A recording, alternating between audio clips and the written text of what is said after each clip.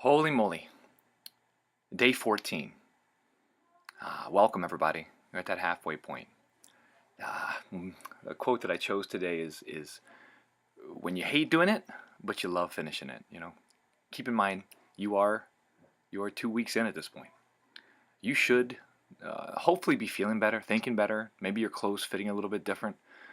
You made it halfway, and really that's no small accomplishment. So many times people in our society talk about the things that they want, yet take very little action to accomplish them, and you all listening to this are different. You all hopped into the ring to see if you could box, and now you're doing it, and that's fantastic. But let me challenge you a little bit more. Over the next 14 days, let's be more consistent. I want to see your face 4 to 5 times a week. Let's eat really, really well. Let's do crazy things like recording our gratitude statements onto our phone so we can play them back to us in the mornings and in the evenings. Let's try to meditate for 10 minutes, 5 days straight in a row, and see what happens. Let's try and grow and discover new things about what we're capable of. There are a lot of things and progress to be made over the next 2 weeks. Don't phone it in. Don't phone it in. I'm going to give you a little bit of perspective, right? I want you to think about something here. 9 years. It could seem in truth sometimes in the way I speak and it could seem like I came to this realization of exercising and eating correctly in the blink of an eye. Like one day I just woke up in the morning and thought, oops, I'm gonna get in shape now, and it was all said and done. Maybe I just decided, right? You might think I just decided that, I've got to change the way my life works so I can become a fit and healthy guy, and then after that realization, everything was rose petals and daffodils, right? I have to be honest, that couldn't be further from the truth. And it could be even my own fault, because at times when I speak to people, I offer advice, and maybe as I offer it so harshly that I seem to have forgotten how long it took myself to figure out all of this, and I'm still working on it. I seem to have forgotten how often I was eating quote healthy, but still visiting Arby's once or twice a week, right? How often I went to the movies and ate a whole bag of Sour Patch Kids, all while essentially telling myself, hey, you still eat healthy compared to most people, right? Compared to most people. It sounds like a freaking death sentence, right? What the hell does that mean, 9 years. So here's the absolute truth. It had taken every single bit of 9 years, once I decided that I wanted to treat food like fuel for my body instead of allowing it to fill some emotional void in my life. It took me 9 years to break that, right? 9 years. Say that out loud to yourself, If there's any fans of John Cusack, you can think about that movie Grosse Pointe Blank, where Jimmy Piven's character reacts to seeing his former best friend in a long time. He says, 10 years, 10 years, man, right? He repeats it. It's a funny part. Anyways, I digress. But it took me 9 years to change the way that I eat. And I wonder in my head, is it fair for me to expect people to change just because they have a conversation with me? And the truth is no, hell no.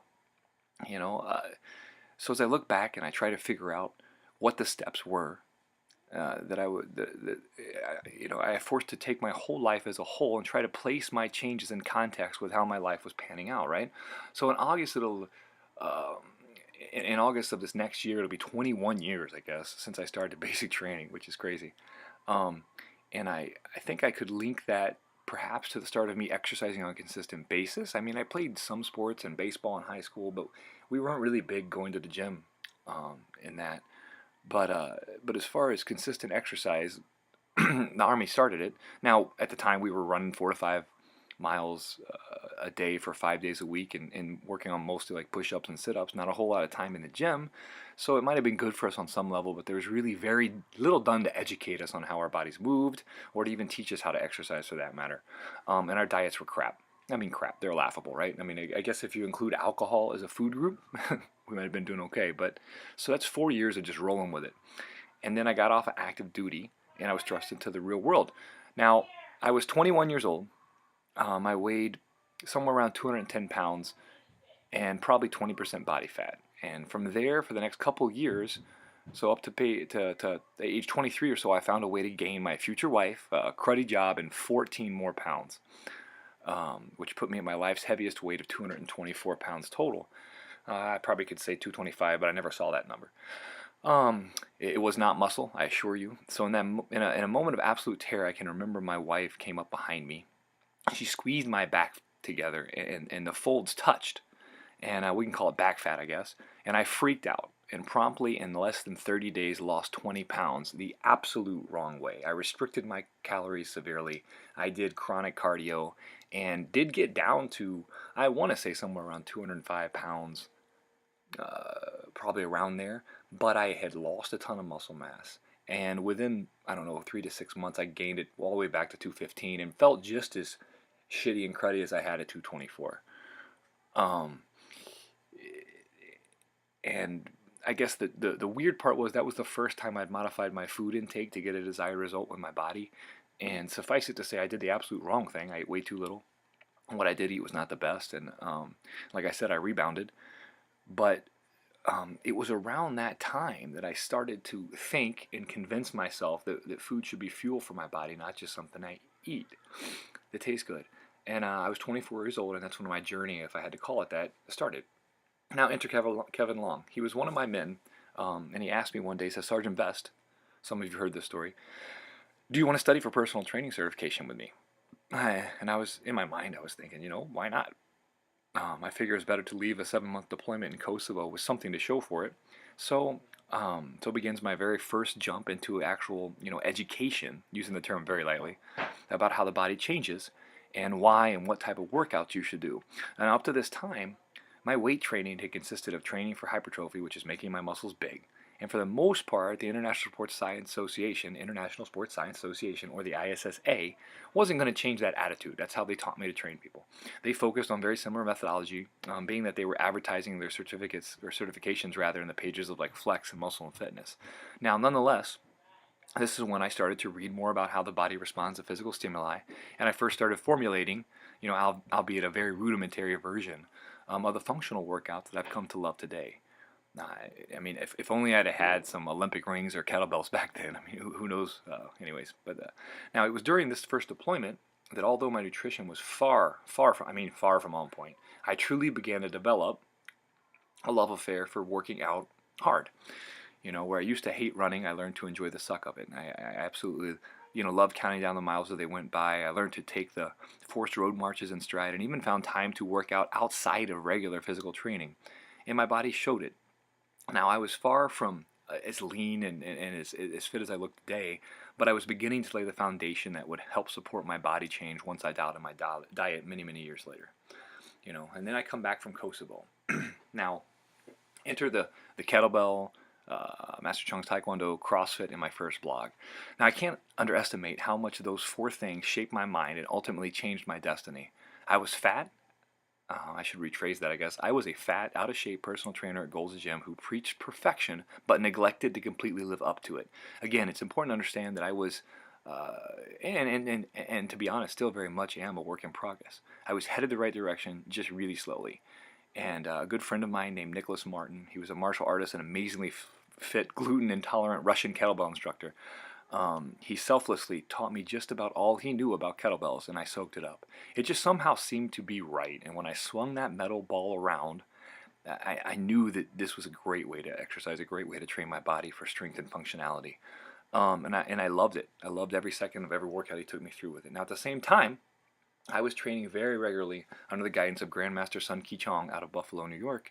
He's a Korean national champion, a 4-time coach for the U.S. national team. And I credit a large amount of my technical expertise in kicking and punching, and a large credit to him about how I improved as a teacher of humans. Taekwondo started to help me to break down my own workouts and apply sound principles and methods to how I developed them. The martial art and fitness workouts are very complementary in many ways, and then I found CrossFit. I was doing bodyweight workouts and some high-intensity interval training before I'd heard of this way to train or way to work out. But one day my little brother called me from Ohio and said I had to check out CrossFit.com, and the next thing I know, I'm wadding as often as I can in the back of Gold's Gym, in secret, and subscribing to their journal and trying out their methodologies and basically just using myself as a guinea pig. I found it was an extremely excellent tool and excellent way to train. Then, it's getting long, guys, I apologize, but I created my first blog, Living Healthy in Buffalo. Oddly enough, I had literally the day that I turned 32, I started the blog. And that same night, I started the above-mentioned I should recount that. Oddly enough, I turned 32, and it was at that time I had been on very numerous journeys trying paleo. I had trained and ran a marathon, cheat days, non-cheat days, workouts, launching a boot camp, all kinds of fun things. And it was during that experience that my mind finally threw the switch, I guess. The day I started the blog, I was around 200 pounds, maybe 208, I think. And today, as I write this, I'm around 188. I'm trimmer, fitter, healthier, and still striving to be better. I guess, the good news for all of you is you know what happens after the blog. I leave Master Chong's. I opened CrossFit Williamsville in December 2012. I was 174 pounds, probably a little underfed, wasn't getting enough nutrition. But since then, I've gained about 14 pounds of muscle. I feel better, I'm looking better, and I'm still striving to be better. And I think the point of this whole conversation is that change takes time. But if I can do anything to speed up your experience in discovering how eating well and moving well is going to help you for the rest of your life, then hopefully I can, right? So having said that, I will close this incredibly long talk by thanking you if you made it this far. And tomorrow's day 15, so let's go out there and knock the crud out of it, guys. Have a good day.